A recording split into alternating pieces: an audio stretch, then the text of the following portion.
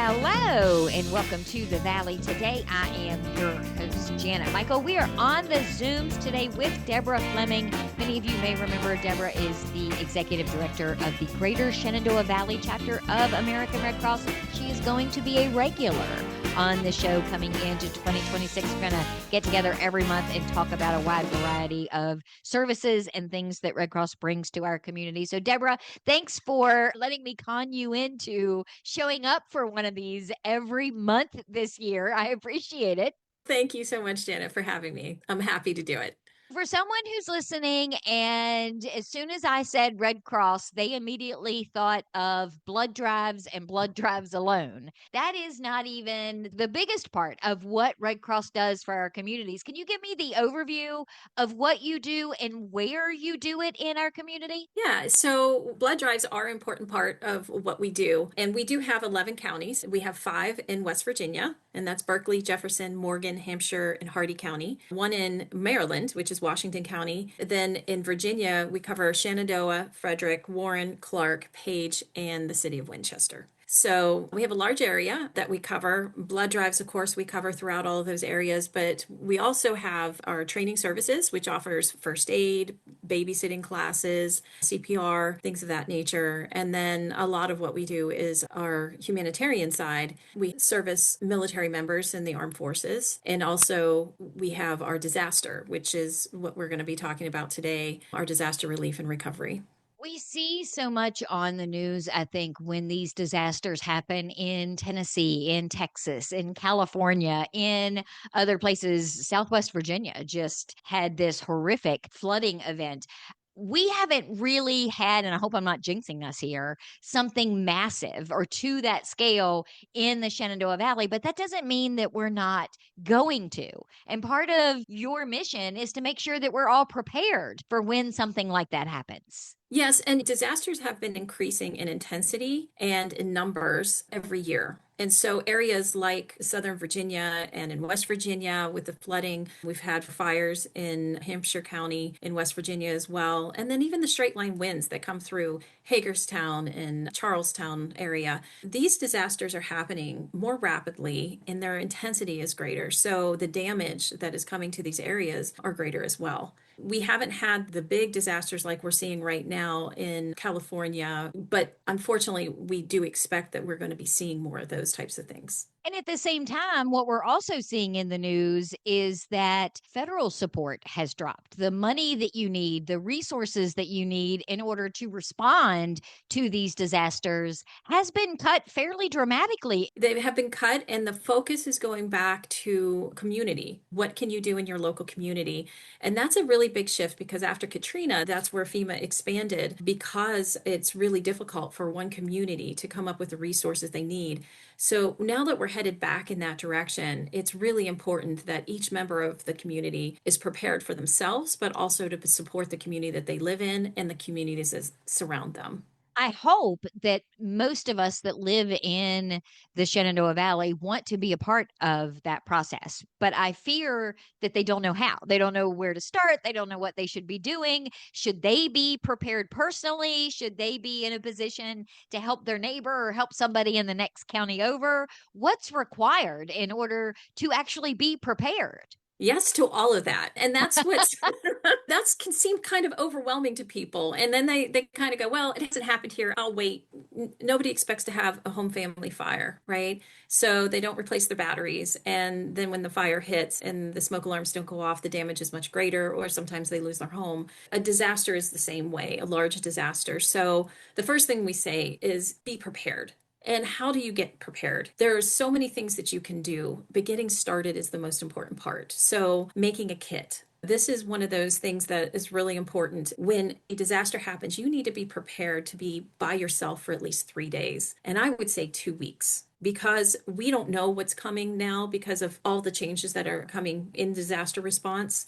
So be prepared to have enough food, water, medicine, any of those important items that you need in your home for a minimum of 3 days. And that would be a gallon of water per person that lives with you for at least 3 days, to be even more prepared for 2 weeks. Because as we saw in the disasters in North Carolina, it's hard to get to people, especially if you're in the mountains of these areas, that it might take longer to get there. So make sure you're prepared that you can survive for 2 weeks on your own. We were talking before we started recording. I was on a rant about my wonderful dogs.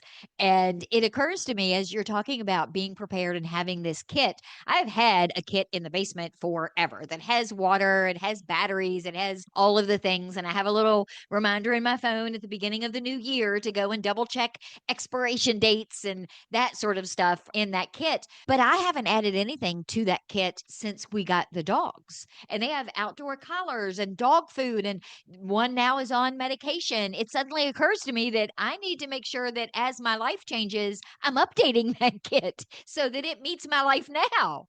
Yeah, absolutely. And animals are a really important part of that, because a lot of people will not leave their home if they can't take their animal. Their pets are a part of the family. So in Red Cross shelters, we do accept pets. That's a really important part that we've recognized throughout the years, because people have put themselves in really difficult situations because of that. So having those leashes, if you have a carrier or whatever it is that you can get to quickly so that you can get your pet. Now, when you come to the Red Cross shelters, if that's an unfortunate thing that you have to do, we will have some supplies for you, but getting them there, it makes it a lot easier on your pets if you're prepared. Some of the other things that you might want to consider too, besides food, water, is the hygiene products. You also want to have a battery operated radio and the batteries to go with it, or crank radio, right? And Noah has one of those weather radios that if all communication systems go down, which we prepare for that, but we don't expect it, because we expect that our phone is going to be there.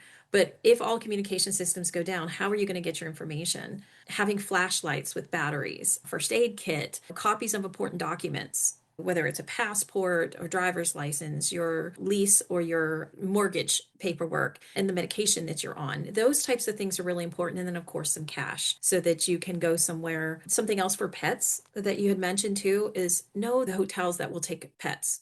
Because if you have to go to a hotel, you don't want to be driving around trying to figure out where that is. That's a really good point. I hadn't thought of that either. And I'm going to score some brownie points here now with Andrew, the station owner, and give a plug for AM radio. And again, this is why AM radio is so important to still be put into new vehicles as well as be on the air. That's another one of those mechanisms that allow you at the Red Cross, the federal government, state governments to get the word out to people that don't have access to the internet or some other way. If they have that radio, they have access to an AM station that is giving them instructions and information in a disaster. Yes, that is really important. If your phone is not down, and having those apps so that you can get the correct information as well. If for any reason you need that, you need to know where our shelters are. We do have apps for that as well. But of course, we do communicate with the AM radio stations to make sure that we can allow people to know what is going on at any given time in any way that they have resources for. And I'll be honest, we live in Middletown and we're not even in an area where if they're calling for an ice storm or they're calling for a lot of snow,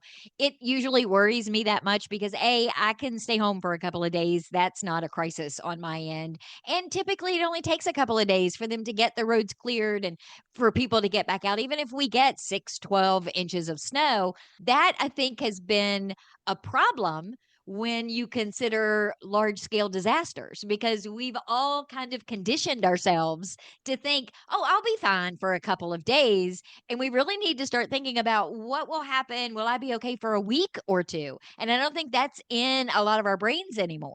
Right. Yeah. And I think that is one of the beautiful parts about our society, is that we are able to support each other and our services are able to be restored quickly. But as we saw in some of these larger disasters, that's not a guarantee. And the unfortunate part is people think that when they're in a disaster, things will start to operate as normal. And that is the one thing that when they get to that point, they're like, well, I never thought about this. And so making a plan is the second part of that. Now we've got our kit. We know what we need to take with us. Put it in an old pillowcase or a bag that you're not using so that you can grab it and go if you need it. Have it ready to go.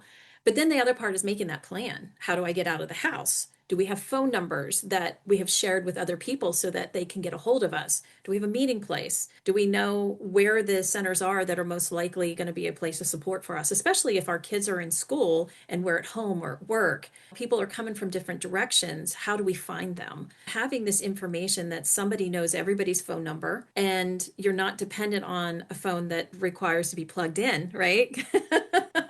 You have that battery backup. You have the information you need written down because we are so dependent on these things working. It takes the worry off of you as opposed to sitting there worrying about it. You know that you're prepared. The other thing is the minor disaster, and I call them minor because on the scale of things, but they're very major to the person who's going through them, is a single family or multifamily fire. They lose everything oftentimes in those situations. So having that smoke alarm and that escape plan and knowing where your pets might hide. That's the other thing is you have a storm come through. Does your dog go into the closet? Or does your cat go under a bed? Where are these animals going to hide if something breaks out, if people are banging on the door to try to get into the house? What do you have to consider? And making that plan, practicing it a couple of times a year, especially if you have people in your home that have sensory conditions that they might be afraid to exit, they might hide. You might want to make sure that you are preparing that individual to be able to go to where they need to be and get them used to that. Let's take a break. When we come back, I want to talk a little bit about the Leadership Academy that you're putting together because I think that's going to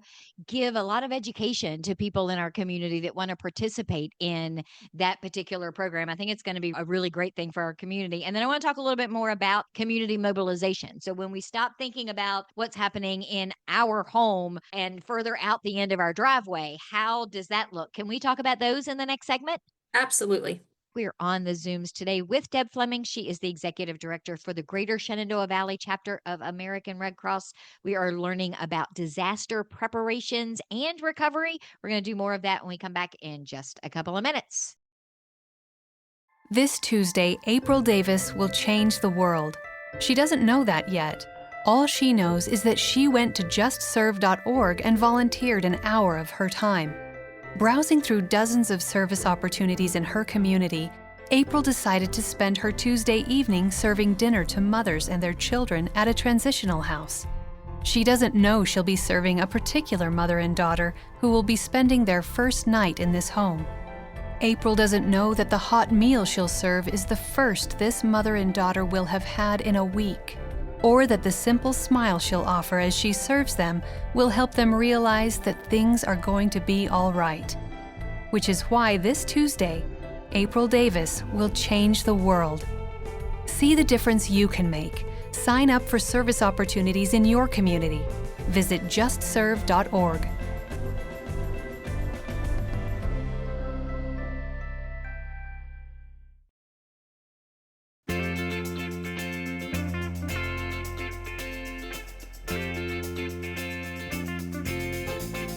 Welcome back to the Valley. Today, I am your host, Janet Michael. We are on the Zooms today with Deborah Fleming. She is the executive director of the Greater Shenandoah Valley chapter of American Red Cross. We're talking about disasters.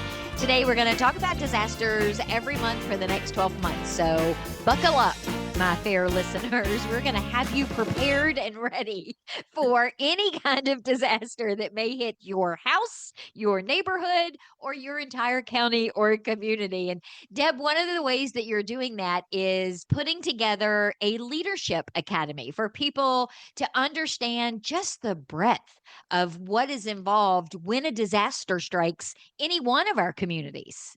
Yeah, so when disaster strikes, effective communication and coordination of leadership is essential in helping the community become resilient. When you have a lot of players, which you need in a disaster, if they aren't coordinated and talking with each other, they're going to be tripping over each other. People are going to be missed, services are going to go undelivered. And so what you really want to do is know, how does the government agencies collaborate with nonprofits, businesses, community members that will lead us to a faster recovery process and bring resiliency to the community. So the Disaster Leadership Academy, the one thing it is not competing with what already exists. It's helping people who don't know that these things exist, bring them in so that they are aware and so that they can become involved in what does happen in the community. So in some communities, there's what we call a VOAD, which is a volunteer organization active in disaster. It's a national, statewide VOAD agency, or some communities have county one, other communities have local. So different organizations participate on a level, whether it's local, state, federal. They may not even have that actual title. They might just be a group of organizations that come together and collaborate. But each community will have something, and it's oftentimes they work with the emergency management in either their local area or their county, because things start at a local level. So your local officials are responsible for the welfare of your community. If things are above what they can coordinate and support, they go to the county, and then the county goes to the state, and the state goes to the federal government. The federal government is now saying, okay, we want you to handle more of this, and we want you to grow your own resources. So the Leadership Academy is there to help communities who haven't been as involved in this because they've had resources otherwise to get more involved, to work with their local elected officials and non-elected officials, to work with the nonprofits that support those officials, and to make sure that we're all playing together in a way that is going to be supportive and not recreating the wheel, tripping over each other, because that is really dangerous during the disaster. When you have a shelter open in one location and nobody's communicated that, then somebody else opens a shelter in another location and people don't know where to go. That can be very dangerous for people if people are collecting items to help support recovery process, but there's no place for those items to go because somebody hasn't stepped up to say, oh, this will be our job, that we're going to handle this. Then where do those items end up? Unfortunately, there have been dire consequences for that not being orchestrated properly. So this Leadership Academy is there to help community members, business owners, employees, nonprofit agencies who might be new to some of this, and help them come together and learn how to grow and develop what it is that their specific community needs, and help with the agencies that are already there doing this work. Because I could see where what Shenandoah County needs, for example, could be drastically different than what the city of Winchester needs just based on their geography alone. So, having these conversations around the table with people who are going to be boots on the ground in such an emergency or in a disaster is going to be hugely beneficial because they too have their own misconceptions and maybe even misunderstandings about who's in charge of what and who does what when. This is really going to lay it all out for them and make sure everybody's on the same page.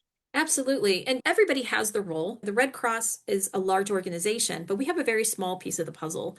So, what we mostly do is feeding and sheltering during a disaster. We either support our local community. If there's an organization that shelters, we might bring supplies, training to that organization so that they know how to shelter properly. We also might open a shelter. We provide feeding, and we work with other organizations that provide feedings. Some of us buy the food, the others might cook it or deliver it. And so we work together so not one agency has too much to bear, because we all are short with resources. And that is the other part of this, is that when we're working together, we're getting the most out of each dollar that is donated to these agencies. Maybe Southern Baptist is making the food for us and we're delivering it, or vice versa. Maybe Salvation Army is providing some type of food for this event, but we're going to provide it at this location instead. So that we are all working together to support each other and make sure that everybody gets served. That's on the nonprofit side, but it also happens with the government agencies. They have to know what it is that they need and what it is that they can handle and what they need additional support with.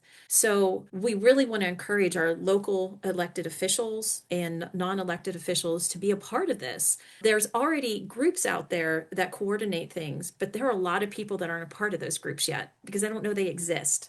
And this is to give you knowledge of, okay, this is where I would fit in. This is maybe what I want to get more involved in, whether, again, you're a local leader in your community or an individual wanting to help out. Because one of the hardest things is getting there and then knowing what to do. A lot of people, when a disaster hits, they want to help. But what do I do? Where do I go? How do I help? Is what I'm doing helping? So that's part of this.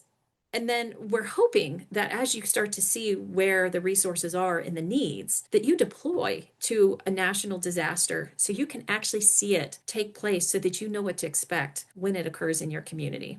I think that would be a really good class too. When we were talking earlier, and then you and I were also talking during the break, one of the classes in that academy should put people in a mock disaster and take away their phones and say, Yes. okay, so now here's something you have to do. How do you do it when your phone battery is dead? You don't have your phone. Who are you going to call? How's this going to work? Or you have them say, okay, well, I'm just going to do this. And then you're asking them all the questions that they're going to need to know the answers to in an emergency that they're not thinking of in that moment. I think that'll be a really good real life situation that you can put people in this class through.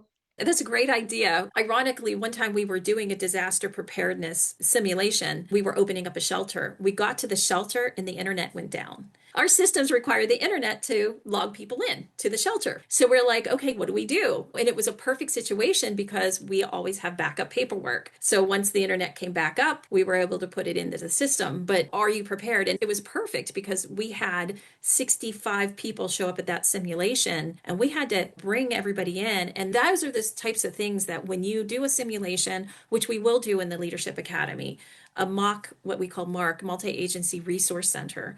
Those are coordinated usually by emergency management, but it brings all the nonprofits and anybody that can help support people who need recovery services in disasters. It brings them together. And then not only do we get to see what each other does, but we get to see what they don't do. So we know where there are voids that maybe we need to fundraise for, or maybe there's an agency that says, you know what, we're all doing this, so why don't I do this instead? So it really is a preparedness thing and a supportive thing for the community in just preparing. And all of this filters down into having that community mobilization that you were talking about earlier. The more people that understand all of the moving parts, the more people there are out there to educate those of us that maybe aren't going to be at that leadership level, but are going to be our neighborhood leaders or are going to be the ones that know 6 of the 10 people on my street are senior citizens. I need to go and check on them. It's going to allow that community to come together and help those that are right there in their backyard.